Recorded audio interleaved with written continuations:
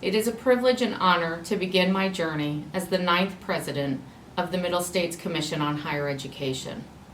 I want to express my appreciation to the Commission for appointing me to this important position so that I may carry forward the good work of our Commission while offering stability at a time when that has become more critical than ever. The Commission is more than a brand with 3 pillars that speak to protecting the future, guiding for good, and setting the standard. We are a community of dedicated professionals who assure trust and confidence in higher education for our students, for the public, and for our member institutions.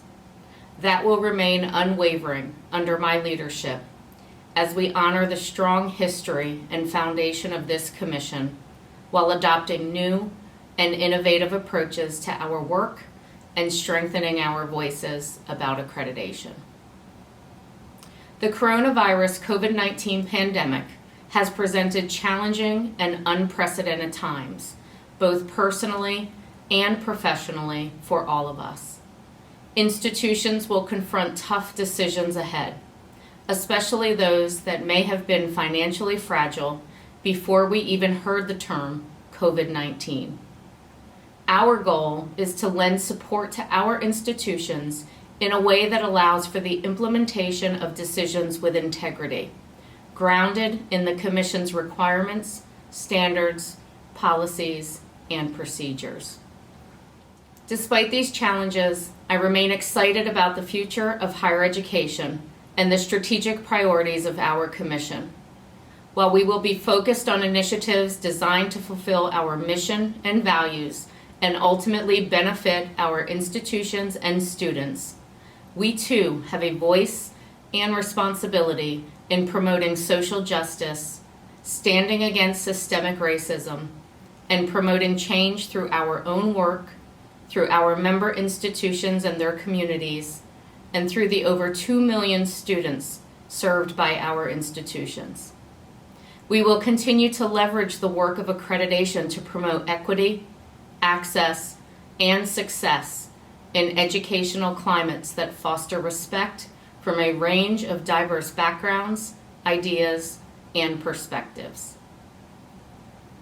The Middle States Commission on Higher Education and its members will continue to collectively serve as a model for the higher education community throughout the world. For those of you who have been actively engaged with us, I ask that you continue your commitment to the Commission. For those interested in becoming more engaged with us, we invite your contributions, and we'll be sharing more in the days ahead about how you can partner with us.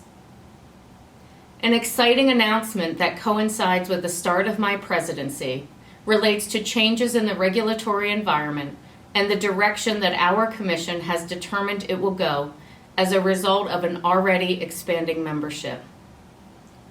As you are aware, the regulations that went into effect on July 1st, 2020 allowed for regional accreditors to consider membership expansion, although the regulations did not require it. The Middle States Commission on Higher Education has been considering what this could mean for our organization since the publication of those regulations on November 1st, 2019. The Commission made 2 important decisions that relate both to domestic and international accreditation at its meeting on June 25th, 2020. The Commission will expand the acceptance of domestic applications beyond its current geographic boundaries, effective immediately. The Commission also will lift its moratorium on international applications beginning January 1st, 2021. The Commission has proudly journeyed where our members have taken us, making us a global enterprise with a global footprint. We have been supporting the work of accreditation in 48 states, 2 U.S. territories, the District of Columbia, and 94 countries. This Commission, as a result, determined that it no longer needs to be defined by the simplicity of regional geographic boundaries. The decision to consider institutions outside of a defined region is one that the Commission did not take lightly. It resulted from the exploration of the changing landscape of higher education, the important role we serve in supporting that change, and the Commission's unwavering commitment to its mission and values, no matter where we do business. While this positioning may have been prompted by the new regulatory environment, this decision about the Commission's future was not driven by it. We are not changing the name under which we do business, and we are not changing the rigor we expect of institutions that carry our accreditation.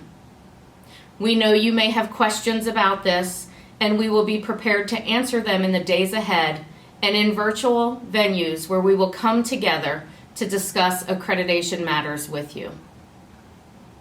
I would like to take this opportunity to share other strategic priorities of the Commission. We will stay focused on data that influences decision-making so that our institutions can benefit from learning more about themselves and each other.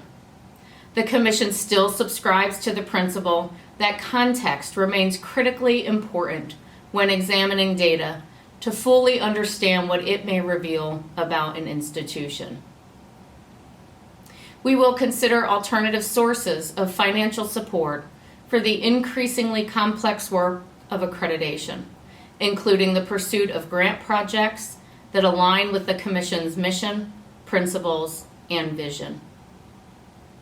We can and will build a more proactive voice about accreditation. We will engage in increased advocacy efforts to more proactively educate constituents about the value of accreditation, its positive impact on institutions and students, and we will serve as an independent and engaged voice across the higher education landscape. We will continue to think and talk forward. We will explore ways that we can be more innovative and how we can better support, highlight, and celebrate innovation that is occurring across the membership. Your good work deserves to be recognized, and we will embrace new ways to feature it as part of an overall message tied to accreditation. We will consider the ways that the Commission engages in its work and whether an alternative structure may be necessary to support the changing nature of accreditation and its more modern demands. Believe it or not, our requirements and standards are also scheduled for evaluation. We will need to begin to have conversations about the ways we can improve the language of our requirements and standards or our accreditation processes.